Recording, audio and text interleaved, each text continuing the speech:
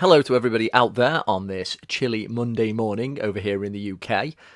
Artur Beterbiev did what we were pretty much expecting him to do. I was actually kind of a little bit surprised by the poll that I put out this time, asking what do you think the chances are of Callum Smith, which ended up resting at 20%. I thought that was pretty generous. I didn't do a prediction for this one, but I just couldn't see really the argument for Smith. It seemed to just be coming from, he's got a left hook, he's just got to time it. You've got to bring more than that if you're going to be a top unified world champion, who now many people really do believe deserves his dues in the top 10 pound for pound list. So where you want to put Beterbiev in your pound for pound list is really up to you. I got to say, I do think pound for pound lists at the moment really lose a bit of focus and meaning after the top three. Usyk, Inoue, Crawford, however you want to order them. Their combination of current form and credentials really does separate them from the rest of the pack. And if you wanted to be a little bit negative here, you'd say, well, how good was Smith really? Does that merit this encore now of praise? He didn't move his head a lot, arguably lost previous fights. But on the other side, Beterbiev shows us once again that he's not just this bulldozer. There is a considerable amount of science that goes into his fighting and patience.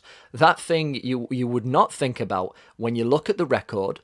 Now 20-0 now with 20 knockouts. The fact he looks like a bit of a caveman, and I mean that in the nicest possible way. But look at the way he just turns it on and turns it off. There was a great deal of really good left-hand work. Was it round 4? There was a sequence where he was jabbing Callum Smith up for about a minute straight. And when he just takes the heat off you, takes a step back, he was walking him onto like a swooping little check hook. So he was almost looking slick in there, which is a word you would not associate with Artur. While keeping that kind of awkward-looking upright posture, you'd think it isn't advisable, he has a very solid conventional defence, he keeps the chin down, and his distance control is on point.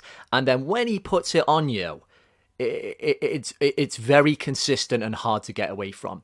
And it's these very short punches, each one very hard, but because he's not putting everything into them, he doesn't over-rotate, he remains on balance, and you kind of get stuck and trapped in these combinations. And it kind of sounds like a weird thing to say, but he really looks at what he's doing. He's always considering the next punch. I think there's a reflex element of boxing where you've already decided what that 3-punch combination is going to be. Artur's really looking, and he's got kind of his own Triple G-esque unorthodox chopping blows, sometimes round the back of the head.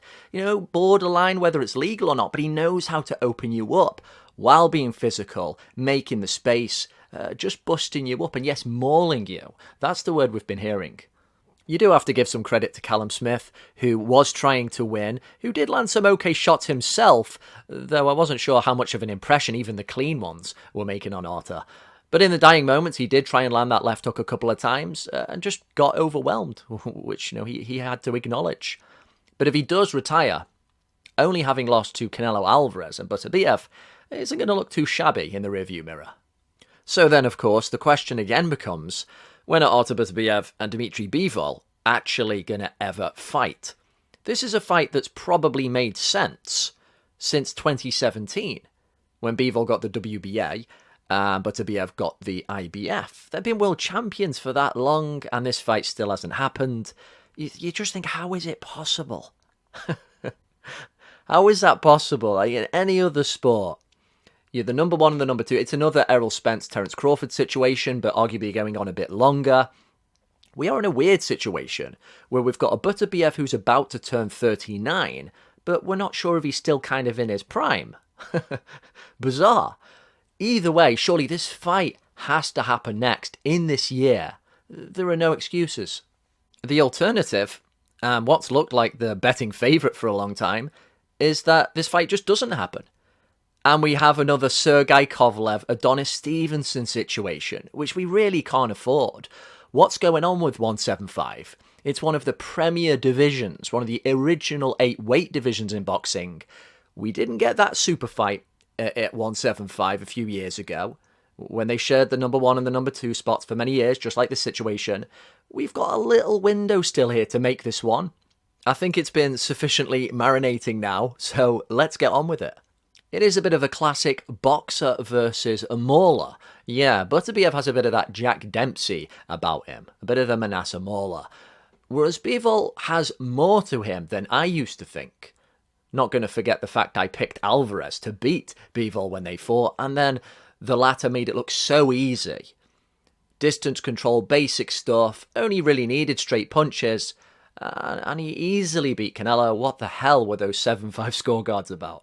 Some think maybe Bivol doesn't have quite enough on his shots to keep Beterbiev away. This seems to be the betting favourite right now. A naturally bigger man who, if he isn't deterred, if he can trap him, he might have his own way.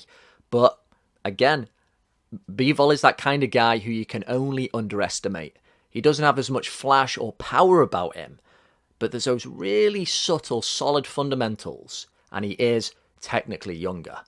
If we do happen to get this fight in the summer or the fall, which would be a massive boost to 2024, who do you think would take it? Do you think it would be a very good fight? Do you think it would be good enough to spawn a rematch?